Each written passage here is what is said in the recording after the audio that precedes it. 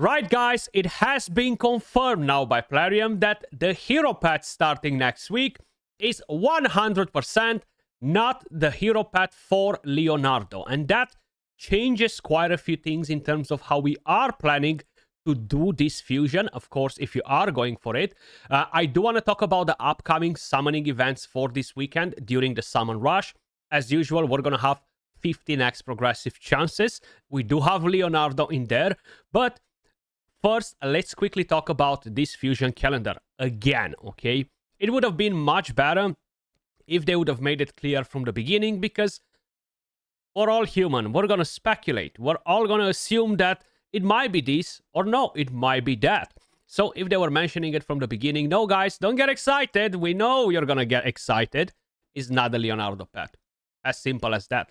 But either way, I do have to put my glasses on, even though they're actually just blue light glasses, but I completely missed this. Open shards plus get artifacts. I've seen a lot of comments. Skratch is saying it right there on the hero path. I was like, where? Well, just there.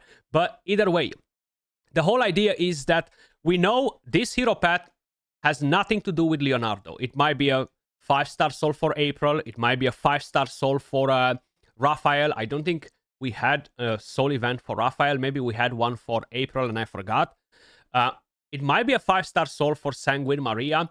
They're not really doing it at the same time with the fusion. I think they've done it once or twice in the past. So it's a complete mystery. The main thing that matters is not the Leonardo event.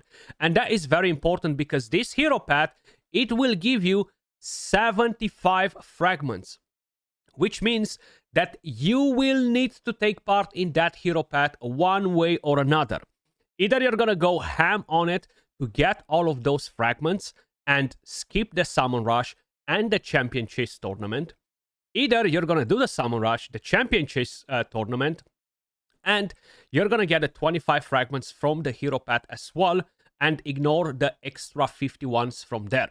This is not an extra event. Very important to keep that in mind. You cannot just skip the hero path as an option because you won't be getting enough fragments to get the 4 epic champions. Very, very, very, very important, okay? So, I know I've told you wait till Saturday or Sunday so they can confirm what the hero path event is, but they've said it today. This is not the Leonardo event, okay? Clearly stated. This is not a dedicated Leonardo event. As usual, I will be sharing with you the details about this event closer to its launch. So this is not the one, unfortunately. So up to you. If you're gonna go for the summon rush, you're gonna skip the summon rush, go straight for the hero path. It's really up to you. We don't know what to expect from a hero path. How many points we need in order to collect all of the fragments. Do we need to open 10 sacred shards to get that done? Or what do we need to do? Are the points going to be locked under keys, different paths? Super complicated, super hard? Possibly, okay? So bear that in mind. Leaving all that on the side, let's head back to the game. And as I was saying, we have a summon rush starting tomorrow. We have the following champions on the menu. This Friday, October 24th, they are planning to launch a progressive chance event, giving you at least a 15x chance to summon the champions of your dreams from Ancient Void, Primal, and Sacred Shards. Now, let's start with the very first champion. We do have some very good champions on the list, and that is definitely not a bad thing, because when we have good champions during a fusion event, it's pretty good. You don't want to have bad champions when you're forced to summon, right? So the very first one is going to be Freya, guys. I know recently she has been part of 15x events left and right. I think she's a dope champion. Good AoE with a provoke. The skill when a shield buff placed by the champ is removed by damage, which is nice. Then the increased defense, a shield on all of your team, clans, immunity, thermometer, and the passive, which is really, really solid. You can build this champion in quite a few different ways. You can go with higher resistance to counter some of the PvP champions, bring in the clans. You can build her for Hydra. You can even give her a bit of damage and surprise some of your enemies. I did encounter quite a few of them built like this for Live Arena. But that instant turn from the passive is really, really good. Now, considering that we have the fusion, you're going to pick somebody if you're going for the summon rush. If you're skipping the summon rush for the hero path, this will be pretty irrelevant. Then the next one on the list is going to be Staltus Dragon Bane. A really, really good champion. A specialist in the Dragon Dungeon, can be a good arena nuker, especially for tag team arena. Good for faction wars, good for Curse City. You have the increased defense, the decreased crit damage, and decreased speed on enemies. And of course, deal damage. You have a double hitter with a chance to stun, a very good chance to stun. And you have this passive which reflects these specific debuffs back onto the enemy. Now, I do have 2 copies of this champion. Both of them are built for the dragon because they do an amazing, amazing job on a short turn count. And you don't even need accuracy for the passive to proc and reflect the debuffs back onto the dragon. You can build them slow on Stone Skin, slow with regen, or you can build them on Savage and basically use them all around and give them enough accuracy and all that stuff. A very good champion.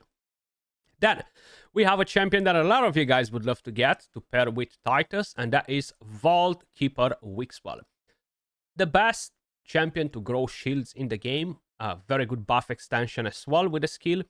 He does bring the provoke, he brings the counter attack, he brings the intercept, the increased defense, the shield. I have one build on 9-piece protection, which I'm using for my Tranda team if I'm not mistaken. And I have one build on Reflex and 4-piece Merciless, which I'm using in my Titus team. But a very, very good champion. Clan Boss, Hydra, Chimera, and of course for tons of different content as well as a support progression champion. Moving on to the next one, we have Helicat, the one-man army when we're talking about unkillable block damage in the Clan Boss. Literally the best block damage champion in the game for Clan Boss. Because he does the shield, he does the increased defense when the block damage expires, and that allows him to tank the stun alone as well. And of course, he can counterattack, put the weaken with A1. Very, very good champion. He used to be extremely annoying in live arena when they released the game mode. If you guys remember, he was very, very solid. I think you can still run him in some PvP game modes. I don't think he's super powerful in there, considering that the meta shifted a lot. But he's still a very good champion to pick up. Bommel, if we're talking about Faction Wars, Curse City, definitely not a bad champion whatsoever. Then we have Kyoku. Kyoku is a good champion as well. I'm using her in the Curse City, and I'm not using her in Faction Wars hard mode anymore, not on the last stage anyway. But she has this very good passive, and it can be very good for the last boss in a Faction Wars hard mode, because she can put the ally protection, put the block damage. The ally protection is a massive, massive buff to mitigate the damage that boss is going to deal to your champions, because it ignores defense. You have the decreased attack or HP burn, and it can be a triple hitter on the A1 that lands weaken. So a very good champion. I like the passive with the heal, the increased defense on all of your team. She's a nice tank. How you are building her, I have one built on a stun set, one on Savage to help me in the Cursed City. Then, moving on to the next one. We are moving on to Void Legendaries, guys. And we have Tuhanarak on the list. Good for the Hydra Clan Boss, good for Faction Wars, good for Curse City. In the Hydra, not very good on manual, but great on auto. Not very good on auto, but great on manual, sorry. You have the decreased attack, the block buffs, and debuff spread. Taking 2 debuffs and spreading them on all enemies. The problem is they're random debuffs. That's why on auto, it can cause a lot of issues, because she might target different heads that will have like 5-6 debuffs, and she's not going to spread the block buffs and decrease attack, which is going to be pretty important. The healing, I have mine built in 9-piece protection. But you can go with 9-piece feral if you want to, because you have the decreased speed as well. A very good passive is literally a Doom Priest on steroids. Then, moving on to the next one, we have Grazur Iron God.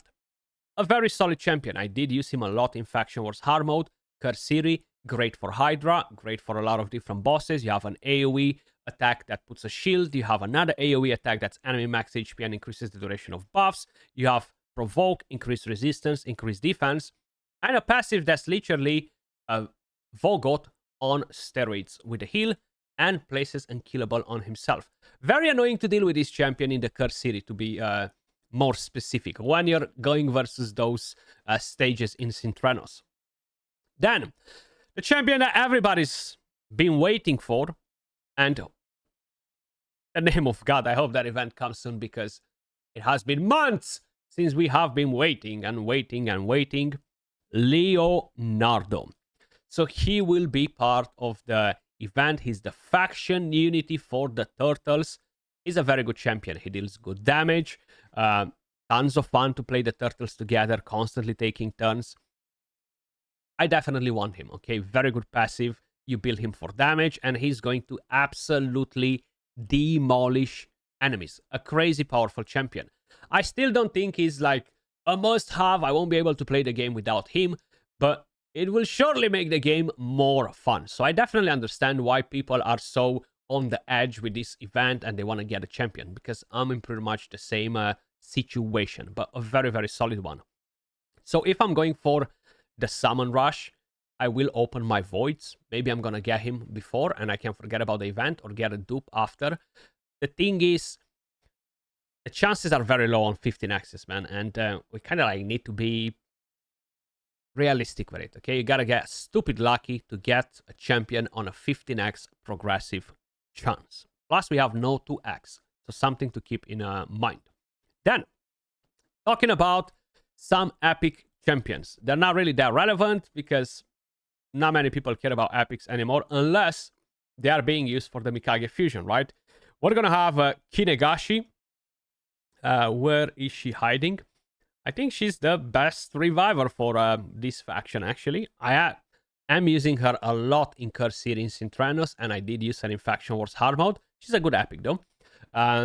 Then we have Steel Skull, kind of like a pretty much expired champion, but that being said, I'm still using him in Curse City stages. Very low chances to land the poisons. This is on a 4-turn cooldown with the increased defense and the heal. This is not that great either. Still helpful, funny enough. He's not an amazing epic champion, but still helpful for Curse City. Then we have Seeker. A lot of you guys would still love to get a Seeker for clan boss teams, Unkillable and all that stuff, enabling you to go on a 2-to-1 ratio. A long time ago, he used to be part of a very solid Go Second Arena team, which kind of changed. He has a very similar passive with Kyoku, but you're not really getting the healing. And this skill is very, very powerful. Increase attack and getting all of that turn meter and basically making this a 2-turn cooldown is huge because you're gaining the extra turn. Then we have Down Color Sabita. I actually love this character. I think she's a very awesome support. Good for Curse City, Faction Wars, dungeon progressions and stuff. She's not going to be the most OP reviver or anything like that, but she is a pretty nice support character. And the final one, Cardinal, still goated for PvP strategies.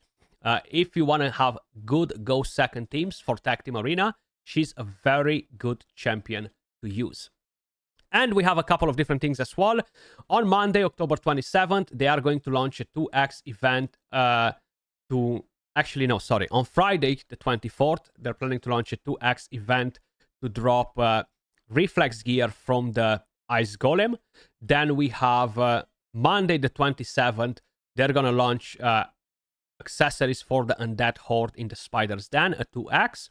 And on Thursday, October 30th, 2x on Savage from the Fire Knight.